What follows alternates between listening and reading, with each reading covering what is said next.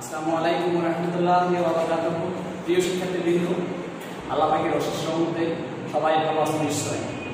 আজ তোমাদের দশম শ্রেণীর বেসিক গণিত অর্থাৎ গণিতের নবম অধ্যায়ের ত্রিকোণমিতিক সংক্রান্ত একটা সৃজনশীল সমস্যা নিয়ে আলোচনা করছি। এটা আলোচনা শেষে ঠিক একই টাইপের একটা সৃজনশীল সমস্যা তোমাদের সমাধান করতে হবে। অতএব এটা তোমরা ভালো করে দেখে নিবে। কোথাও বুঝতে সমস্যা হলে কমেন্টস করে জানাবে।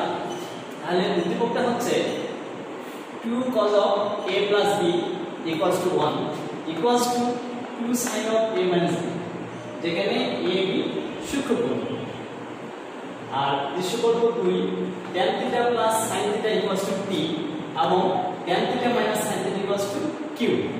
নাম্বার ক tan x equals to 3 divided by 4 হলে sec x নির্ণয় করো। আমরা জানি ক নাম্বারটা উদ্দীপকে থাকতেও পারে নাও থাকতে পারে। অতএব এখানে এই উদ্দীপকে ক নাম্বারটা উদ্দীপকে সমাধান করার দরকার নেই। তাহলে tan x 3/4 দেয়া আছে, আমাকে sec x নির্ণয় করতে হবে।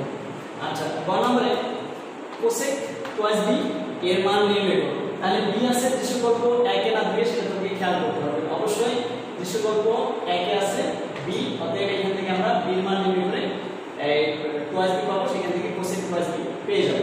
এরপরে বলছে প্রমাণ করো যে b square minus q square equals to 4 into √pq। তাহলে এই pq সংক্রান্ত আছে উদ্দীপকের দৃশ্যকল্প 2 এ। তাহলে এই দৃশ্যকল্প 2 এর সাথে আমরা 1 নাম্বার সলভ করব আর দৃশ্যকল্প 1 এর সাথে আমরা ক নাম্বারটা সলভ করব। আসুন সমাধানে যাওয়া যাক।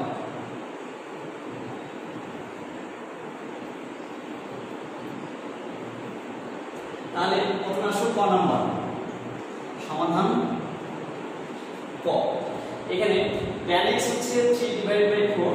আমরা জানি tan হচ্ছে বিপরীত বাহু ডিভাইড বাই সন্নিহিত বাহু, আর ত্রিকোণমিতিক অনুপাত সমমিত হয় সমকোণী ত্রিভুজের ক্ষেত্রে। তাহলে আমরা একটা সমকোণী ত্রিভুজ আঁকতে পারি।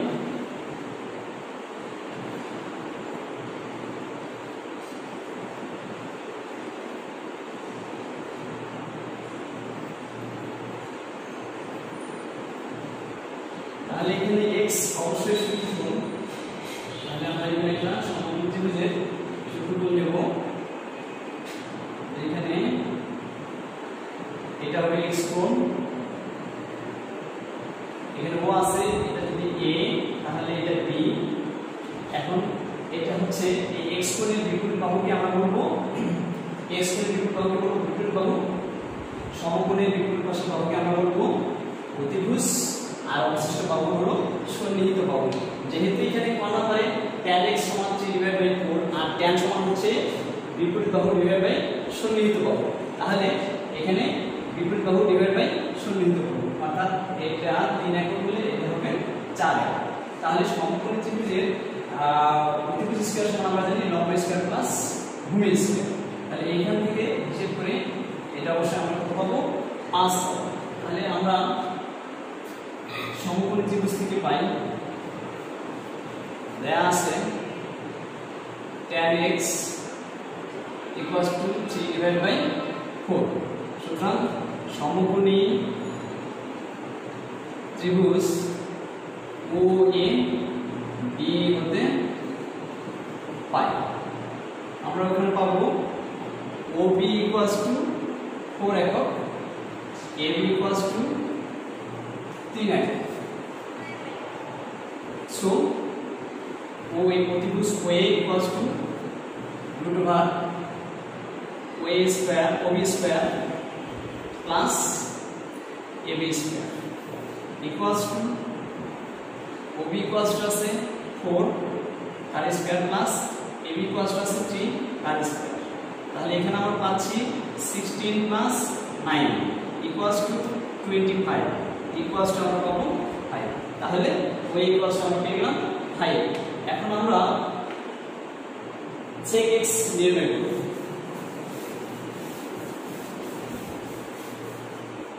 তাহলে আসুন, সুতরাং sec x equals to cos হচ্ছে ভূমি বাই অতিভুজ, অর্থাৎ বিপরীত সন্নিহিত বাহু ডিভাইড বাই অতিভুজ। তাহলে cos-এর বিপরীত sec হচ্ছে অতিভুজ ডিভাইড বাই বিপরীত বাহু, সরি সন্নিহিত বাহু, অতিভুজ ডিভাইড বাই সন্নিহিত বাহু।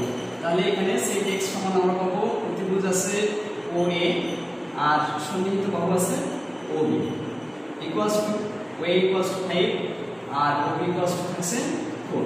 So sec x equals to আচ্ছা এখানে এখন এখানে so sec x equals to this answer. তাহলে এবার আসো আমরা ক নাম্বার সমস্যাটি সমাধান করব।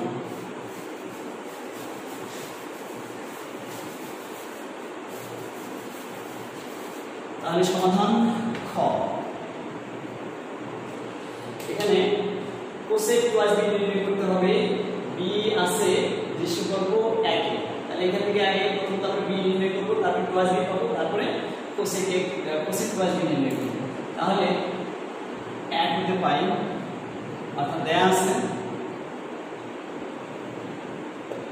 আছে 2 cos of a plus b equals to 1 equals to 2 sin of a minus b। তাহলে এবার আসো তাহলে 2 cos of a plus b equals to 1 দেওয়া আছে, আবার 2 sin of a minus b equals to 1 দেওয়া আছে।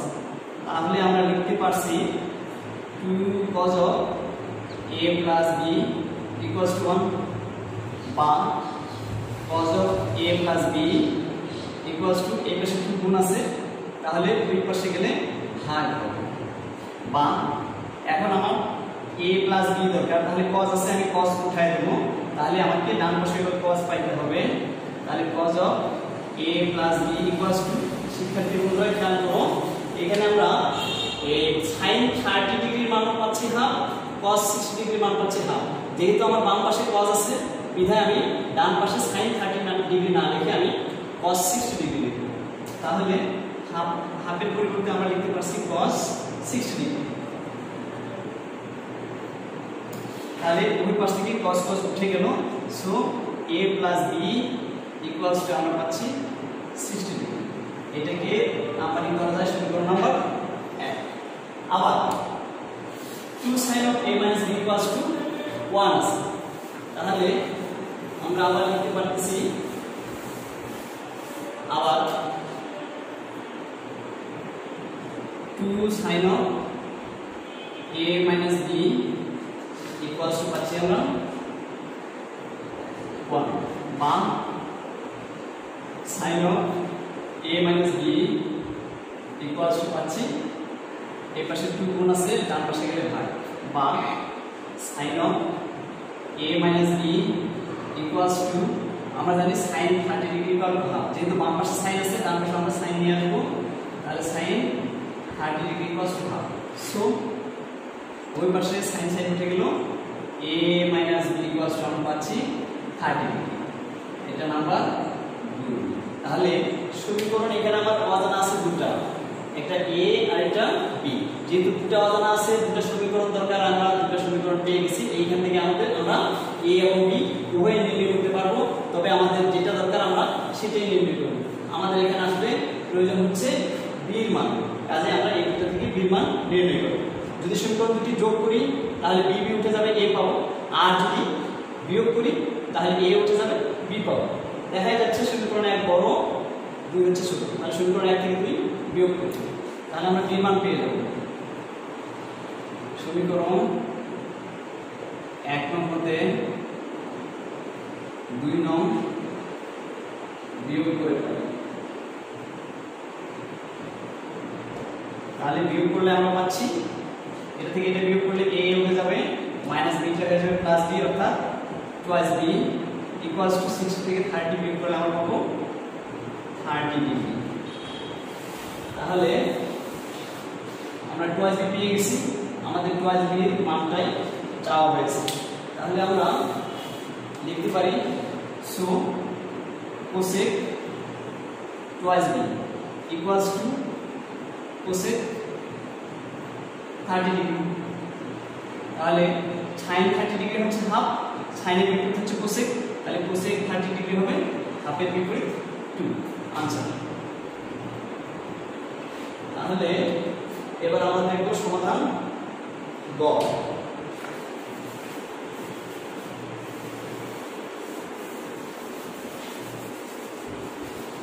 শিক্ষার্থী বন্ধুরা তাহলে আসা যাক গ নাম্বারটা।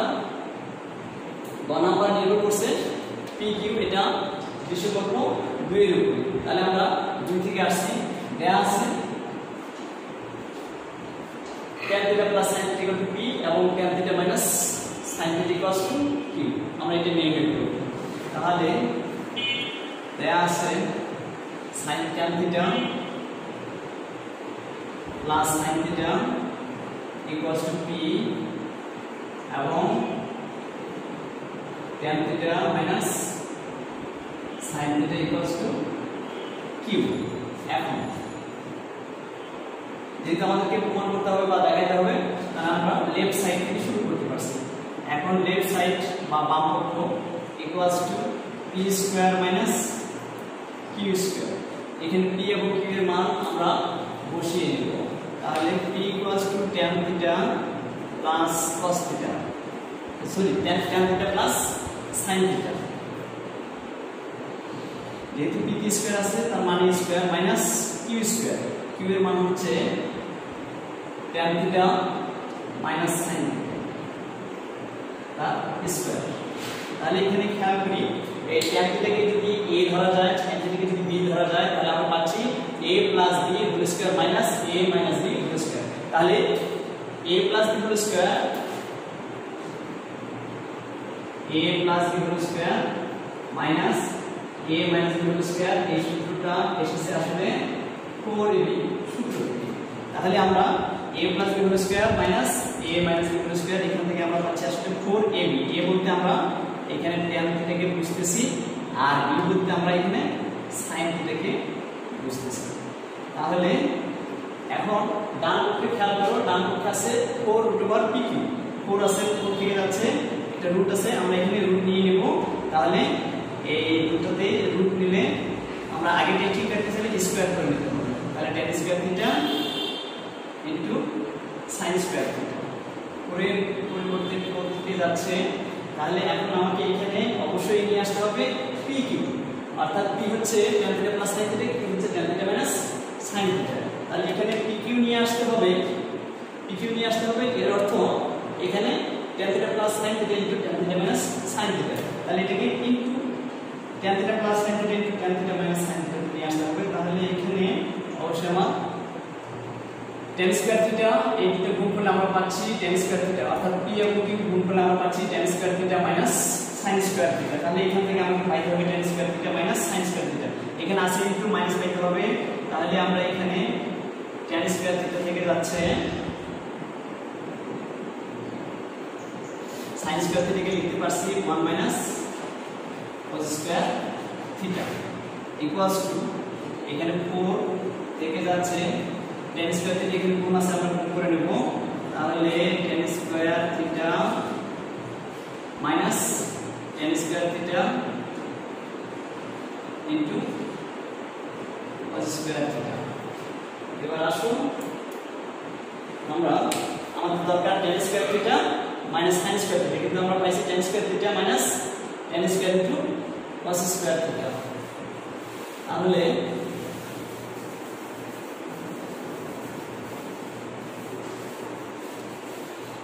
আমরা পাচ্ছি 4√tan স্কয়ার θ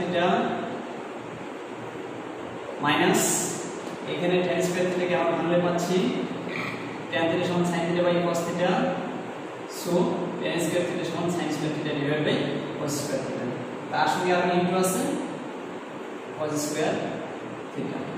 তাহলে 4 থেকে যাচ্ছে, এখানে আমরা tan স্কয়ার θ পাচ্ছি minus cos square θ, cos square θ উঠে যাচ্ছে, sin স্কয়ার θ ইকুয়ালস টু 4 থেকে যাচ্ছে, আমরা pq ইকুয়ালস টু পাচ্ছি এই দুটো গুণফল, অর্থাৎ tan square θ minus sin square θ, যেটা আমরা পেয়ে গেছি। তাহলে এটা ভাঙলে পাচ্ছি আমরা tan θ a square minus b square সূত্র প্রয়োগ করে tan θ plus sin θ, tan θ plus sin θ into আমরা পাচ্ছি আসলে tan theta minus sin theta। তাহলে 4 থেকে যাচ্ছে এই tan theta plus sin theta এর পরিবর্তে লেখা যাচ্ছে p কিন্তু আছে tan theta minus sin theta এর পরিবর্তে লেখা যাচ্ছে q, আর এটা হচ্ছে আমাদের right side. So left side equals to right side. প্রমাণ করতে বললে প্রমাণিত, দেখাতে বললে শর্ট। তাহলে যেহেতু আমরা লেফট সাইড লিখছি তাহলে প্রুফড, আর বাম পক্ষ লিখলে আমরা অবশ্যই প্রমাণিত লিখব। তাহলে প্রিয় শিক্ষার্থীরা, তাহলে আমাদের এই সৃজনশীলটি আমরা সমাধান করলাম। ঠিক অনুরূপভাবে এটা তোমরা বাসায় প্র্যাকটিস করবে। এরপরে অনুরূপভাবে আরও একটা সৃজনশীল দিচ্ছি, তোমরা বাসায় প্র্যাকটিস করে নেবে। সমস্যা মনে হলে কমেন্টস করে জানাবে অবশ্যই। তাহলে সেটা হচ্ছে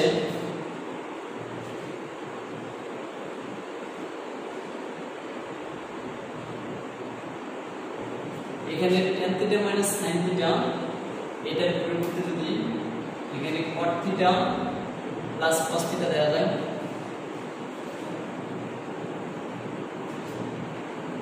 cot theta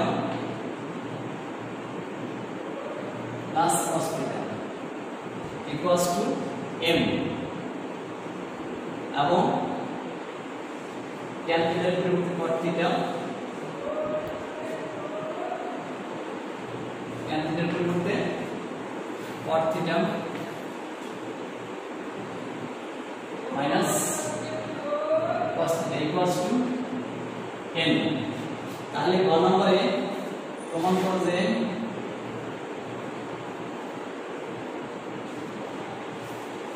one divided by 4 into m square minus n square equals to 2 mm, আর এখানে tan x এর পরিবর্তে sin x equals to 5 divided by 13 হলে tan x নেবে, আর নাম্বার কোশ্চেনটা লিখা আছে অবশ্যই √2 cos of a minus b, √2 cos of a minus b equals to 1,